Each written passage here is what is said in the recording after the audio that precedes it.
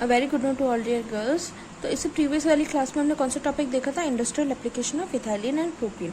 तो उस next topic है हमारा पॉलीमराइजेशन। ठीक है, पॉलीमराइजेशन नाम से हमें पता चल रहा है कि कोई भी एल्कीन का हमें क्या कराना होगा? पॉलीमराइजेशन। ठीक है, सबसे पहले समझते हैं कि पॉलीमराइजेशन होता क्या है। ठीक है, when many simple molecule join together to form a complex molecule of same empirical formula and its molecular weight is simple multiplication of molecular weight of simple molecule, then its complex molecule is known as polymers. ठीक है, हमें पता है कि बहुत सी छोटी छोटी simple molecule आपस में ज्वाइन होकर एक बहुत बड़ा कॉम्प्लेक्स बनाते हैं। ठीक है, उसे हम क्या कहते हैं? पॉलीमर्स। ठीक है, अब हमने जो बोला है कि सिंपल मॉलिक्यूल ज्वाइन टुगेदर, तो वो सिंपल मॉलिक्यूल्स होते क्या? हम इन्हें ये भी कह सकते हैं कि मोनोमर्स, यानी कि बहुत सारे मोनोमर्स आपस में ज्वाइन होकर एक बहुत बड़ा कॉम्प्लेक्स मॉलिक्यूल बनाते हैं, जिसे हम क्या कहते हैं? पॉलीमर्स। और इस प्रोसेस को हम क्या कहते हैं? पॉलीमराइजेशन। जो अभी मैंने आपको बताया कि a simple molecule is known as monomer and this phenomena is known as polymerization. ठीक है, जो अभी मैंने आपको समझाया। अब देखो, polymerization of alkene can take place through a free radical cationic anionic and Ziegler Natta polymerization. यानी कि अब देखो, हम पढ़ क्या रहे हैं? Polymerization of alkene. ठीक है, अब ये कितने तरीके से होती है, यानी कि हम किसी भी एल्कीन का पॉलीमराइजेशन कितने तरीके से करा सकते हैं? हम 4 तरीकों से करा सकते हैं। कैसे? पहला है free radical through cationic, through anionic and Ziegler Natta polymerization. इन सभी को हम बारी बारी से पढ़ेंगे और इनका मैकेनिज्म देखेंगे। सबसे पहले हम लेते हैं फ्री रेडिकल पॉलीमराइजेशन। देखो, alkene react in the presence of O2 and catalyst at 473 से 573 kelvin temperature at 1500 to 2500 atmospheric pressure and form poly alkene. ठीक है, फ्री रेडिकल मैकेनिज्म पढ़ रहे हैं। तो इसमें हमने क्या करा कि हमने कोई एल्कीन ली और उसकी रिएक्शन O2 से कराई। किन किन की? कितने हाई टेम्परेचर और हाई प्रेशर पे? तो हमें क्या मिल गया? पॉलीथीन। ठीक है, ये रही इसकी रिएक्शन। अब इसका मैकेनिज्म देखते हैं। क्योंकि अब ये फ्री रेडिकल मैकेनिज्म है। क्लियर है? तो इसके कितने स्टेप्स होंगे? 3 स्टेप्स होंगे, यानी कि chain initiation, chain propagation and chain termination. तो चेन इनिशिएशन रिएक्शन देखते हैं कि देखो, हमने कोई भी एल्कीन लिया, हमने क्या लिया? RCO होल्टाइस O2। जब इसके रिएक्शन मैंने कराई तो हमें क्या मिला? RCO free radical. 2 मॉलिक्यूल मिले हमें RCO फ्री रेडिकल के। फर्दर मैंने जब इसकी रिएक्शन कराई तो हमें क्या मिला? 2 मॉलिक्यूल मिले R फ्री रेडिकल और CO2 रिमूव हो गया। देखो, सेकंड स्टेप में हमने क्या किया? फिर हमने कोई एल्कीन ली, इथीन ली और उसकी रिएक्शन किससे कराई? R फ्री रेडिकल से। तो हमारे पास देखो ये चीज़ मिली, यानी कि जो R है ना, वो आके यहाँ पर अटैच हो गया, डबल बॉन्ड क्या हो गया? ब्रेक हो गया। सेकंड देखो, चेन प्रोपोगेशन स्टेप में क्या हुआ कि देखो, ये जो चीज़ हमारे पास बनी, इसे हम क्या बोल सकते हैं? एल्काइल फ्री रेडिकल बोलते हैं, क्योंकि यह R क्या है? कोई एल्काइल ग्रुप है। अब देखो, ये जो एल्काइल फ्री रेडिकल जो कि फर्स्ट स्टेप में बना था, क्या हुआ? सेकंड स्टेप में हम क्या करेंगे? उसकी रिएक्शन इथीन से करा देंगे। तो देखना आपस में ये क्या हो गया? ऐड होके इस तरीके का कोई प्रोडक्ट बनाया। थर्ड स्टेप होता है चेन टर्मिनेशन स्टेप। जनरली मैंने आपको ये बताया था कि चेन टर्मिनेशन स्टेप में क्या होता है कि जो भी मेरे फ्री रेडिकल्स बनते हैं उनको हम आपस में ज्वाइन करके मॉलिक्यूल बना देते हैं, पर यहाँ थोड़ा डिफरेंट है। यहाँ पर चेन टर्मिनेशन स्टेप 2 तरीके से हम करवा सकते हैं, वो देखते हैं। देखो, 2 तरीके से चेन टर्मिनेशन स्टेप करा सकते हैं, by the addition of 2 chains, और दूसरा है बाय डिस्प्रोपोर्शनेशन रिएक्शन। ये दोनों आपको शो करके आने। ठीक है, अब by the addition of chain में यानी कि सीधा सिंपल क्या पता चल रहा है कि अगर हम 2 मोल लेते हैं, जो कि हमारा किसमें? चेन प्रोपोगेशन स्टेप में जो हमारा प्रोडक्ट बना था, अगर उसके हम 2 मोल लेते हैं और उसकी रिएक्शन कराते हैं तो आपस में ये क्या होंगे? आपस में ये सब एडअप होकर इस तरीके का प्रोडक्ट देंगे। सेकेंड टाइप है बाय डिस्प्रोपोर्शनेशन रिएक्शन। अब देखो, ये रिएक्टेंट हमें कहाँ मिला था? ये मिला था चेन प्रोपोगेशन स्टेप में। हमारा जो प्रोडक्ट मिला था वही हम लेंगे। तो 2 मोल्स ऑफ हमने रिएक्टेंट लिए। अब देखो, डिस्प्रोपोर्शनेशन रिएक्शन में हमारे पास 2 प्रोडक्ट बनेंगे। पहला प्रोडक्ट क्या बनेगा कि जो फ्री रेडिकल ये बॉन्ड फॉर्मेशन में काम में लेगा, यानी कि इसमें एक क्या ऐड हो जाएगा? ये एक बॉन्ड बना लेगा और उसमें क्या ऐड हो जाएगा? Hydrogen atom. तो देखो, CH3 ऐड हो गया।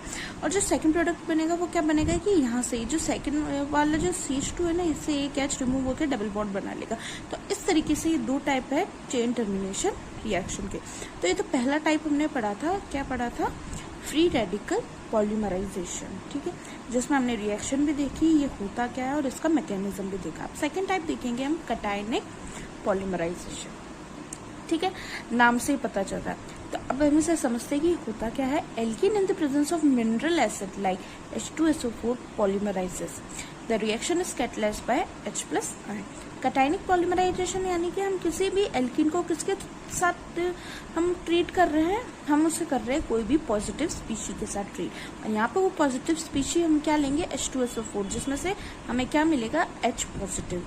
वही रिएक्शन को क्या करेगा, कैटलाइज करेगा, यानी कि उसकी रेट ऑफ रिएक्शन को बढ़ाने में काम करेगा। ये इसकी रिएक्शन है। देखो हमने कोई एल्कीन ली और जब इसकी रिएक्शन H प्लस से कराई तो क्या करेंगे, ये डबल बॉन्ड क्या हो जाएगा, ये ब्रेक हो जाएगा और 2 वैलेंसेस फ्री हो जाएगी और अपॉन N।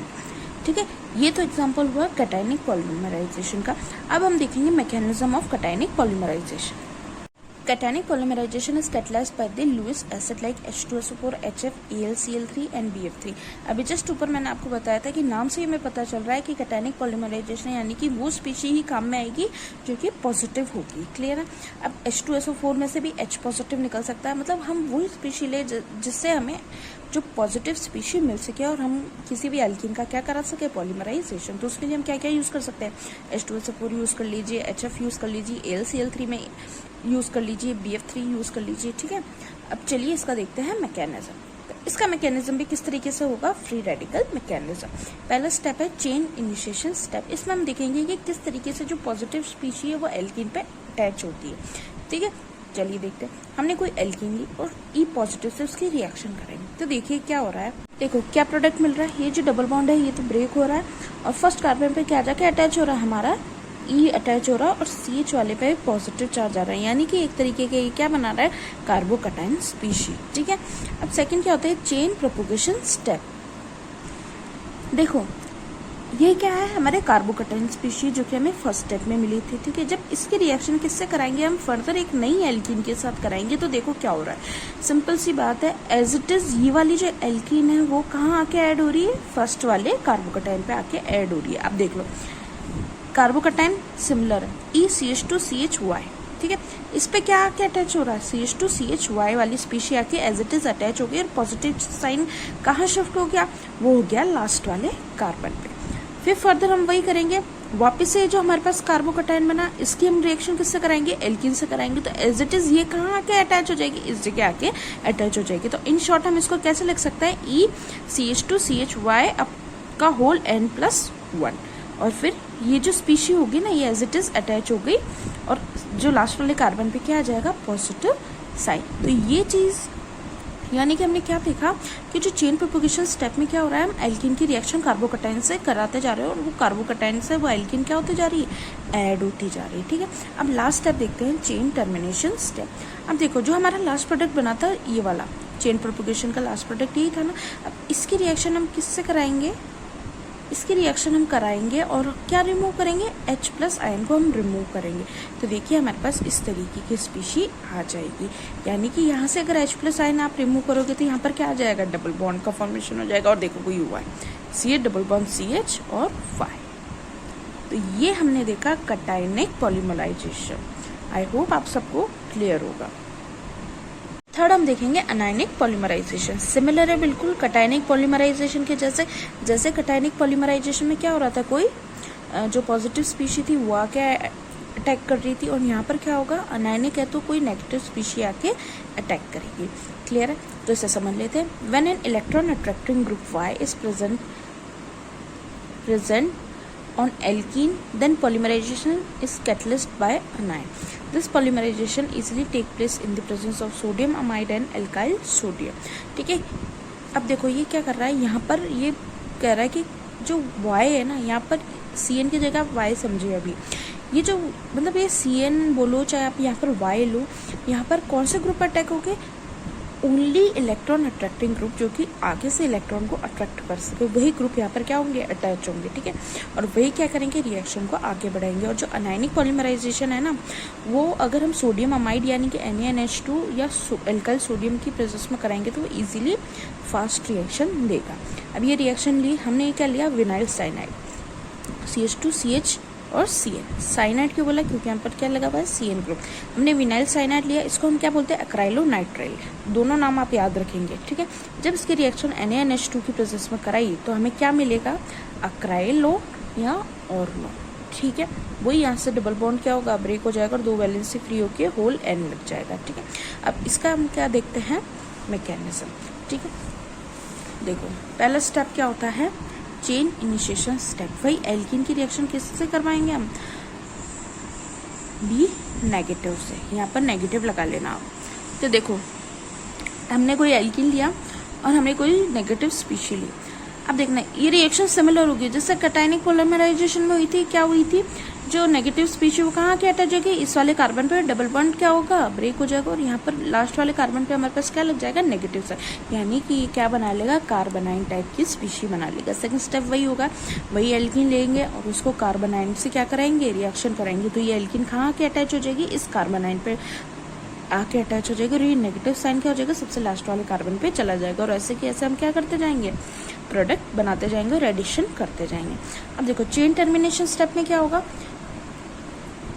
कि जो हमारे पास लास्ट प्रोडक्ट बना, ये जो कार्बोनाइन बना, इसकी रिएक्शन कराएंगे और इसमें क्या ऐड कराएंगे हम, H पॉजिटिव। बस इसमें यही डिफरेंस है। याद रखना कि जो कैटायनिक पॉलीमराइजेशन में हमने जो टर्मिनेशन स्टेप देखा था उसमें हम क्या कर रहे थे, H प्लस को निकाल रहे थे। यहाँ पर अनायनिक पॉलीमराइजेशन में हम क्या करेंगे, उस जो हमारे पास कार्बोनाइन है उसमें H पॉजिटिव को ऐड करेंगे। तो हमारे पास किस तरीके का प्रोडक्ट बनेगा, इस तरीके का प्रोडक्ट बनेगा और नेगेटिव साइन क्या होगा, रिमूव हो जाएगा। इस नेगेटिव को हटा के हम क्या ऐड कर देंगे, H पॉजिटिव। क्लियर है, तो ये हुआ हमारा अनायनिक पॉलीमराइजेशन। अब हम देखेंगे ज़िगलर-नाटा पॉलीमराइजेशन जो कि मोस्ट इम्पॉर्टेंट है। ठीक है, देखो इससे समझते हैं क्या होता है, एल्कीन विद जनरल फार्मूला, यानी कि किसी भी एल्कीन का फार्मूला अगर इस तरीके का हो, ठीक है, जिसमें R या R' या तो H हो या कोई भी एल्काइल ग्रुप हो, इस polymerize in the presence of Ziegler Natta catalyst.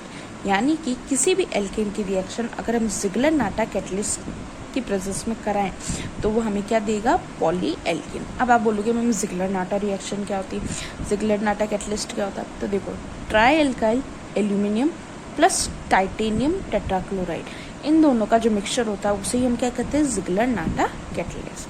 हमने कोई भी एल्कीन ली और ये देख लो tri alkyl aluminium plus titanium tetrachloride की साथ में रिएक्शन करें तो हमें क्या दे देगा, पॉली एल्कीन दे देगा। क्लियर है, एग्जाम्पल देखते हैं। देखो हमने प्रोपीन ली और जब इसकी रिएक्शन किससे कराई, ज़िगलर-नाटा से, तो ये क्या करेगा, पॉली एल्कीन दे देगा। यानी कि हमें क्या दे देगा, पॉलीप्रोपीन दे देगा। ये डबल बॉन्ड क्या होगा, इजीली ब्रेक हो जाएगा, 2 वैलेंसी फ्री हो जाएगी और होल एंड लग जाएगा। तो यही है हमारा पॉलीमराइजेशन।